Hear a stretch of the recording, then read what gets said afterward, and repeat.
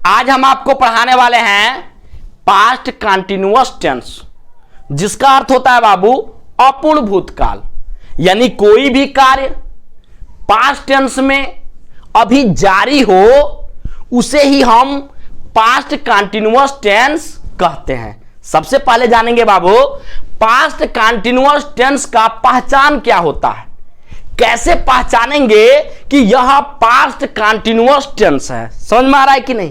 तो ध्यान देंगे, पास्ट कंटिन्यूअस टेंस का पहचान होगा जिस हिंदी वाक्य के क्रिया के अंत में रहा था, रही थी, रहे थे या हुआ था, हुई थी, हुए थे इत्यादि शब्द आता है, उसे हम पास्ट कंटिन्यूअस टेंस कहते हैं।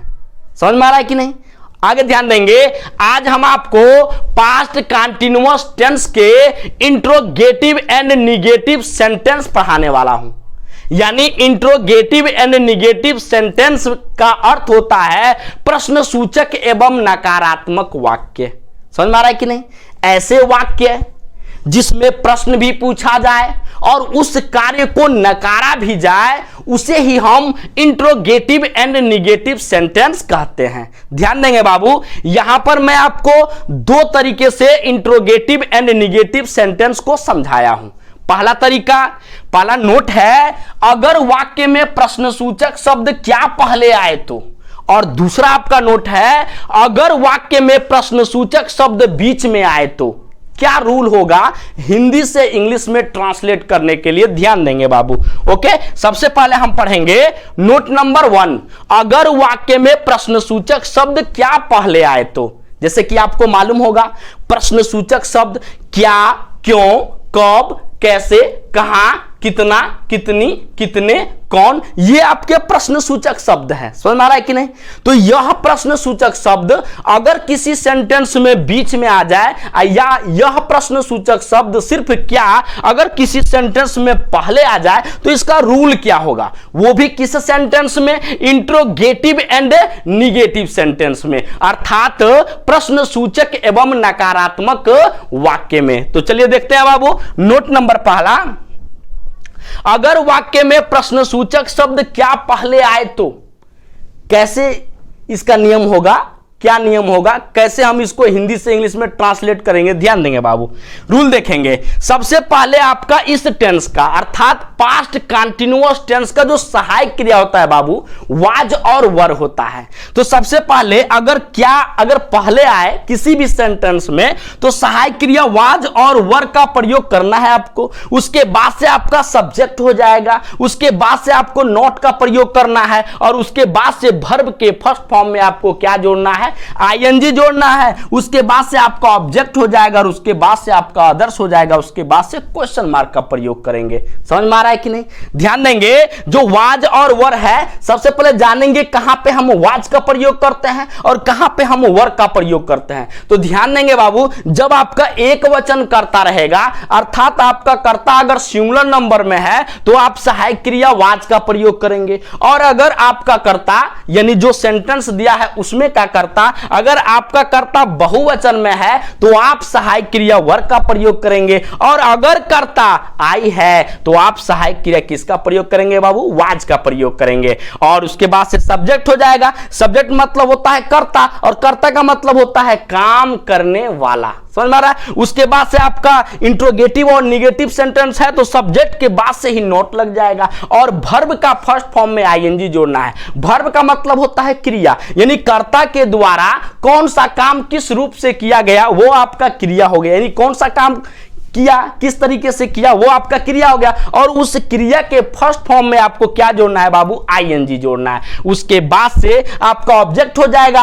ऑब्जेक्ट का मतलब कर्म होता है। अब कर्म क्या है? यानी कर्ता के द्वारा कौन सा काम किया गया वो आपका ऑब्जेक्ट हो गया, यानी कर्म हो गया। उसके बाद से अदर्स यानी अन्य, सुबह में, शाम को, दोपहर में, बस से, किससे, ये आपका आदर्श में आ गया। उसके बाद से आप क्वेश्चन मार्क का प्रयोग करेंगे। समझ में आ गया? चलिए हम आपको सेंटेंस के माध्यम से समझाते हैं बाबू। ध्यान देंगे, पहला सेंटेंस आपका है, क्या वह एक गीत नहीं गा रही थी। इस सेंटेंस में देखिए प्रश्नसूचक शब्द क्या है, और उसके बाद से इस सेंटेंस में देखिए नहीं भी दिया है। यानी इस कार्य में प्रश्न भी पूछा गया है और इस कार्य को नकारा भी गया है, इसी को हम क्या बोलते हैं, इंट्रोगेटिव एंड निगेटिव सेंटेंस बोलते हैं, अर्थात प्रश्न सूचक एवं नकारात्मक वाक्य बोलते हैं। तो ध्यान देंगे इस सेंटेंस का अनुवाद कैसे होगा। जैसे दिया है, क्या वह एक गीत नहीं गा रही थी। तो सबसे पहले ध्यान देंगे बाबू, इस सेंटेंस में प्रश्न सूचक शब्द क्या पहले आया है। तो सबसे पहले हम सहायक क्रिया वाज या वर में से किसी एक को लिखना है, वो भी किसके अनुसार, सब्जेक्ट के अनुसार, कर्ता के अनुसार। तो यहां ध्यान देंगे इस सेंटेंस में कर्ता क्या है, वह का अंग्रेजी ही होगा कि सी। यहां पे सी होगा क्योंकि रही थी दिया है, समझ में आ रहा है कि नहीं। अगर रहा था दिया होता तो वह का अंग्रेजी क्या लिखते, ही लिखते। रही थी दिया है तो वह का अंग्रेजी सी होगा। अब सी के साथ वाज और वर में हम क्या यूज करेंगे, क्या प्रयोग करेंगे, सहायक क्रिया, वो आपका क्या होगा, वाज का प्रयोग करेंगे। तो सबसे पहले आप लिखेंगे बाबू वाज, क्या लिखेंगे, वाज। उसके बाद से आपको लिखना है सब्जेक्ट को। इस सेंटेंस में आपका सब्जेक्ट क्या है, वह का अंग्रेजी क्या होता है बाबू, सी। तो यहां पे आपका क्या हो जाएगा, सी हो जाएगा। यानी इस सेंटेंस के अनुसार आपका वह का अंग्रेजी क्या होगा, सी होगा। उसके बाद से आपका रूल क्या कह रहा है, सब्जेक्ट के बाद से नॉट का प्रयोग कीजिए। तो सी के बाद से क्या हो जाएगा बाबू, नॉट हो जाएगा। उसके बाद से वर्ब के फर्स्ट फॉर्म में आपको क्या जोड़ना है, आईएनजी जोड़ना है। तो इस सेंटेंस में देखेंगे क्रिया कहां है, तो क्रिया है गा रही, यानी गाना। गाना का अंग्रेजी क्या होता है, सिंग। तो यहां पे लिखेंगे SING और उसके बाद से हम ING क्या कर देंगे बाबू, जोड़ देंगे, सिंगिंग हो गया। उसके बाद से आपका रूल क्या कर रहा है, ऑब्जेक्ट को लिखिए यानी कर्म को लिखिए। तो इस सेंटेंस में आपका कर्म क्या है, वह एक गीत नहीं गा रही थी। क्या नहीं गा रही थी, एक गीत नहीं गा रही थी। तो जो आपका एक गीत है ये आपका है बाबू क्या, ऑब्जेक्ट है, अर्थात कर्म है। तो यहां पे सिंगिंग ए और उसके बाद से गीत का क्या हो जाएगा बाबू, सॉन्ग हो जाएगा। और उसके बाद से आप क्वेश्चन मार्क का प्रयोग करेंगे। समझ में आ रहा है, बिल्कुल ओके। नेक्स्ट सेंटेंस देखेंगे बाबू, क्या कुत्ते रात में नहीं भौंक रहे थे। अब इस सेंटेंस में भी देखिए यहां पे प्रश्न भी किया गया है और इस सेंटेंस या इस कार्य को नकारा भी गया है। इसे ही हम प्रश्न सूचक एवं नकारात्मक वाक्य बोलते हैं, यानी इंट्रोगेटिव एंड निगेटिव सेंटेंस बोलते हैं। तो देखिए क्या पहले आया है। तो सबसे पहले हमारा रूल क्या कह रहा है, वाज या वर में से किसी एक को लिखिए, वो भी किसके अनुसार बाबू, सब्जेक्ट के अनुसार। तो दिखेंगे बाबू इसमें सब्जेक्ट आपका क्या है, कुत्ते। अब जो कुत्ते हैं वो आपका एक वचन है कि बहुवचन। तो ध्यान दीजिए यहां पे कुत्ता नहीं है, अगर कुत्ता होता तो एक वचन, और कुत्ते दिया है तो इसका मतलब ये बहुवचन है। समझ में आ रहा है कि नहीं, क्योंकि एक से अधिक कुत्ते का क्या हो रहा है, बोध हो रहा है। तो ये आपका बहुवचन हो गया। समझ में आ रहा है। तो आपका बहुवचन जब हो गया तो वाज और वर में हम क्या लिखेंगे बाबू, वर लिखेंगे। तो सबसे पहले आपका क्या हो जाएगा यहां पे बाबू, वर हो जाएगा। ओके।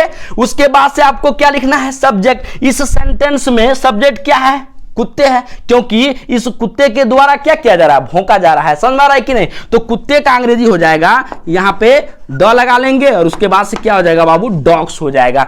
और सब्जेक्ट के बाद से फिर देखिए आपका रूल क्या कह रहा है, नोट को लिखिए। तो डॉग्स के बाद से क्या हो जाएगा बाबू, नोट हो जाएगा। ओके। उसके बाद से आपका रूल क्या कह रहा है, वर्ब के फर्स्ट फॉर्म में आपको ING जोड़ना है, यानी क्रिया में ING जोड़ना है। तो यहां पे इस सेंटेंस में क्रिया क्या है, भौंकना। तो भौंकना का अंग्रेजी क्या होता है, बार्क होता है। तो BARKING, बार्किंग हो गया। अब उसके बाद से ध्यान देंगे ऑब्जेक्ट पूछ रहा है, कर्म। तो यहां ध्यान देंगे बाबू, भौंक रहे थे, कब भौंक रहे थे, रात में। तो समय दिया है तो मे का अंग्रेजी, अगर समय दिया है तो मे का अंग्रेजी आपका यहां पे क्या हो जाएगा बाबू, 8 हो जाएगा। और रात का अंग्रेजी क्या हो जाएगा बाबू, नाइट हो जाएगा। उसके बाद से आप क्वेश्चन मार्क का प्रयोग करेंगे। ओके।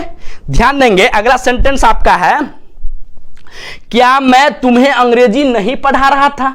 इस सेंटेंस में भी देखिए प्रश्न भी पूछा जा रहा है और इस कार्य को नकारा भी जा रहा है। समझ में आ गया। तो यही आपका इंट्रोगेटिव एंड निगेटिव सेंटेंस हो गया। तो बेहद आसान है। इस टेंस की सहायक क्रिया को आपको पहले लिखना है, किसके अनुसार बाबू, सब्जेक्ट के अनुसार, यानी वाज और वर में से किसी एक को लिखना है, किसके अनुसार, सब्जेक्ट के अनुसार, यानी कर्ता के अनुसार। तो देखेंगे बाबू इसमें कर्ता क्या है, मैं का अंग्रेजी क्या होता है, आई। अब आई के साथ वाज और वर में क्या यूज करेंगे, वाज यूज करेंगे। तो सबसे पहले आपका हो जाएगा बाबू बाबू वाज हो जाएगा। उसके बाद से देखिए आपका रूल क्या कर रहा है, सब्जेक्ट को लिखिए नहीं कर्ता को लिखिए। तो इस सेंटेंस में कर्ता क्या है बाबू, मैं का अंग्रेजी क्या हो जाएगा, आई हो जाएगा। ओके, अब उसके बाद से आपका रूल क्या कर रहा है, अगर आपका sentence interrogative and negative sentence है तो आप नॉट का प्रयोग करेंगे, वो भी किसके बाद, सब्जेक्ट के बाद से आपको नॉट का प्रयोग करना है। तो आई के बाद से क्या हो जाएगा बाबू, नॉट हो जाएगा। ओके, उसके बाद से आपका रूल क्या कर रहा है, वर्ब के फर्स्ट फॉर्म में आपको आईएनजी जोड़ना है। तो अब आप इसमें क्रिया ढूंढिए, क्रिया क्या है बाबू, पढ़ाना। पढ़ाना का अंग्रेजी क्या होता है, टीच, और यहां पे ध्यान देंगे TEACH, टीच हो गया। और क्रिया में जोड़ना क्या है बाबू, आईएनजी जोड़ना है, क्योंकि रहा रही रहे दिया है ना, तो यहां पे आपका क्या हो जाएगा, आईएनजी हो जाएगा। ओके, उसके बाद से आपका रूल क्या कर रहा है, ऑब्जेक्ट को लिखिए अर्थात कर्म को लिखिए। इस सेंटेंस में आपका कर्म क्या है, पढ़ा रहा था, किसे पढ़ा रहा था, तुम्हें। तुम्हें का अंग्रेजी क्या हो जाएगा बाबू, यू, क्योंकि यहां पे ऑब्जेक्ट का काम कर रहा है तो यू हो गया। उसके बाद से ध्यान देंगे क्या पढ़ा रहा था, अंग्रेजी पढ़ा रहा था, तो टीचिंग यू, और उसके बाद से क्या हो जाएगा बाबू, इंग्लिश हो जाएगा। ओके, और उसके बाद से आप क्वेश्चन मार्क का प्रयोग करेंगे। अब देखेंगे बाबू नोट नंबर दूसरा। ओके, अगर वाक्य में प्रश्नसूचक शब्द बीच में आए तो, यानी आपका sentence interrogative and negative sentence हो, वो भी किस टेंस का, पास्ट कंटीन्यूअस टेंस का, समझ में आ रहा ना। तो अगर वाक्य में प्रश्नसूचक शब्द बीच में आए तो, यानी क्या, क्यों, कब, कैसे, कहां, कितना, कितनी, कितने, कौन, ये अगर जो प्रश्नसूचक शब्द है ये अगर किसी सेंटेंस में बीच में आए तो हम किस प्रकार से इसका हिंदी से इंग्लिश में ट्रांसलेट करेंगे, ध्यान देंगे बाबू। ओके, सबसे पहले रूल देखेंगे। जो रूल है आपका, सबसे पहले ये कह रहा है कि आप सबसे पहले क्वेश्चन वर्ड को लिखिए, अर्थात जो प्रश्नसूचक शब्द किसी सेंटेंस में बीच में आया है उस प्रश्नसूचक शब्द की अंग्रेजी को पहले लिखना है। उस प्रश्नसूचक शब्द की अंग्रेजी को कहां लिखना है, पहले लिखना है, ये आपका हो गया। उसके बाद से सब्जेक्ट के अनुसार, अर्थात किसके अनुसार, कर्ता के अनुसार, वाज या वर में से किसी एक को लिखना है। एक वचन है तो वाज का प्रयोग कर लीजिए, बहुवचन है तो वर का प्रयोग कर लीजिए, अगर आई है तो आप वाज का प्रयोग कर लीजिए। समझ में आ रहा ना। उसके बाद से आपको सब्जेक्ट को लिखना है, और उसके बाद से इंट्रोगेटिव एंड निगेटिव सेंटेंस है ना, तो सब्जेक्ट के बाद से क्या लगा लेंगे, नॉट का प्रयोग कर लेंगे, और उसके बाद से वर्ब के फर्स्ट फॉर्म में आप क्या जोड़ेंगे बाबू, आईएनजी जोड़ेंगे। उसके बाद से आपका ऑब्जेक्ट हो जाएगा, उसके बाद से आपका अदर्स हो जाएगा, और क्वेश्चन मार्क तो कभी भूलेंगे नहीं, चाहे वो इंट्रोगेटिव सेंटेंस हो या इंट्रोगेटिव एंड निगेटिव सेंटेंस हो। ओके, ध्यान देंगे बाबू।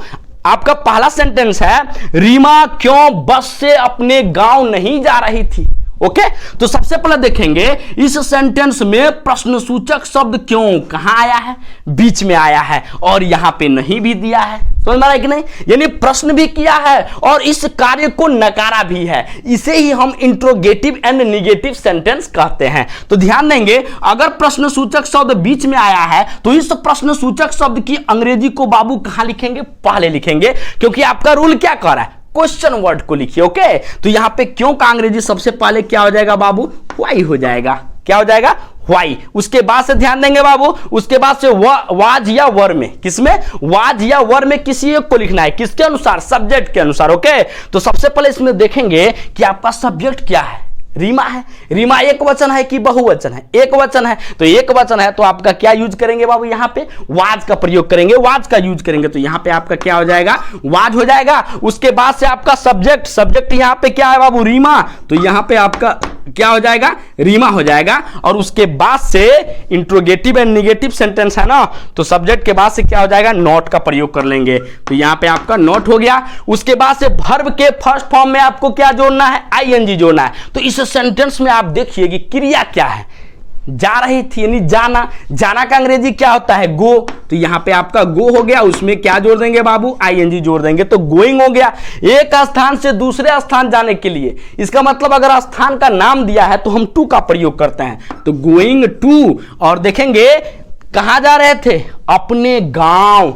तो सबसे पहले ये ध्यान देंगे बाबू, यहां पे अपने का अंग्रेजी क्या होगा, किसके साथ, रीमा के साथ। तो रीमा आपका एक वचन है, वो भी स्त्री का बोध हो रहा है, समझ में आ रहा है कि नहीं। तो यहां पे हम अपने के लिए किसका यूज करेंगे, हर का। अगर यहां पे मान के चलिए किसी लड़के का नाम होता और एक वचन में है तो अपने के लिए हम हिज का प्रयोग करते हैं, लेकिन लड़की का नाम है और एक वचन है तो अपने के लिए हम हर का प्रयोग करेंगे। तो यहां पे आपका क्या हो जाएगा बाबू, हर हो जाएगा। और गांव का अंग्रेजी क्या हो जाएगा बाबू, विलेज हो जाएगा। और उसके बाद से ध्यान देंगे आपका रूल क्या कर रहा है, अदर्स को लिखिए, अन्य को लिखिए। तो किससे जा रही है, बस से, तो बाई बस हो जाएगा। यानी कहीं अगर हम जा रहे हैं किसी साधन से तो उसके लिए हम किसका यूज करते हैं, बाई का प्रयोग करते हैं, बाई का यूज करते हैं। ओके, उसके बाद से आपका क्वेश्चन मार्क का प्रयोग हो जाएगा।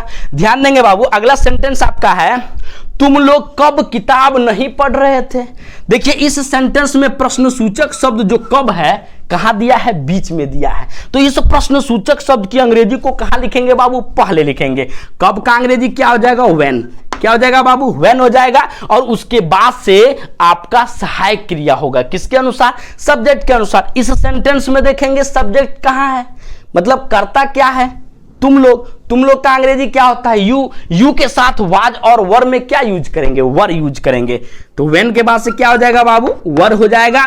और उसके बाद से तुम लोग का अंग्रेजी क्या हो जाएगा बाबू, यानी सब्जेक्ट आपका यू हो गया। उसके बाद से आपका रूल क्या कह रहा है, नॉट का प्रयोग कीजिए। तो यू के बाद से क्या हो जाएगा बाबू, नॉट हो जाएगा। ओके, उसके बाद से आपका रूल क्या कह रहा है, वर्ब के फर्स्ट फॉर्म में आपको आईएनजी जोड़ना है, यानी क्रिया में आईएनजी जोड़ना है। तो इस सेंटेंस में आपका क्रिया क्या है, पढ़ना। पढ़ना का अंग्रेजी क्या होता है, रीड। ओके, तो रीड में हम क्या जोड़ेंगे बाबू, आईएनजी जोड़ेंगे, रीडिंग हो गया। ओके, उसके बाद से आपका रूल क्या कह रहा है, ऑब्जेक्ट को लिखिए, यानी कर्म को लिखिए। पढ़ रहे थे, क्या पढ़ रहे थे बाबू, किताब। तो ए, उसके बाद से क्या हो जाएगा बाबू, बुक हो जाएगा। उसके बाद से क्वेश्चन मार्क का प्रयोग कर लेंगे। ध्यान देंगे अगला सेंटेंस, राम और श्याम बस से कहां नहीं जा रहे थे। अब इस सेंटेंस में प्रश्न सूचक शब्द कहां आया है, बीच में आया है। तो जब बीच में आया है तो इस प्रश्न सूचक शब्द की अंग्रेजी को पहले लिख लेना है। तो वेयर हो जाएगा, WHERE, वेयर हो गया। उसके बाद से आप सहायक क्रिया वाज या वर में क्या यूज करेंगे, किसके अनुसार, सब्जेक्ट के अनुसार, कर्ता के अनुसार। तो चलिए कर्ता देख लेते हैं। राम और श्याम, यहां पे क्या है, कर्ता है। राम और श्याम आपका बहुवचन है। तो जब बहुवचन है तो वाज और वर में बाबू क्या यूज करेंगे, वर यूज करेंगे। तो यहां पे आपका वर हो जाएगा। ओके, उसके बाद से आपका रूल क्या कर रहा है, सब्जेक्ट को लिखिए, नहीं कर्ता को लिखिए। तो कर्ता यहां पे क्या है बाबू, राम और श्याम। तो यहां पे आपका हो जाएगा राम एंड, और उसके बाद से क्या हो जाएगा बाबू, श्याम हो जाएगा। उसके बाद से सब्जेक्ट के बाद से आपको क्या यूज करना है, नॉट यूज करना है, नॉट का प्रयोग करना है। तो श्याम के बाद से क्या हो जाएगा बाबू, नॉट हो जाएगा। उसके बाद से आपका रूल क्या कर रहा है, वर्ब के फर्स्ट फॉर्म में आपको क्या जोड़ना है, आईएनजी जोड़ना है, यानी क्रिया में आईएनजी जोड़ना है। तो यहां पे ध्यान देंगे बाबू, क्रिया क्या है, जाना। जाना का अंग्रेजी क्या होता है बाबू, गो में क्या जोड़ेंगे, आईएनजी, गोइंग हो गया। किससे जा रहे थे, बस से, तो बाई बस हो जाएगा, बाई। उसके बाद क्या हो जाएगा, बस हो जाएगा। उसके बाद से आप क्वेश्चन मार्क का प्रयोग करेंगे। ओके।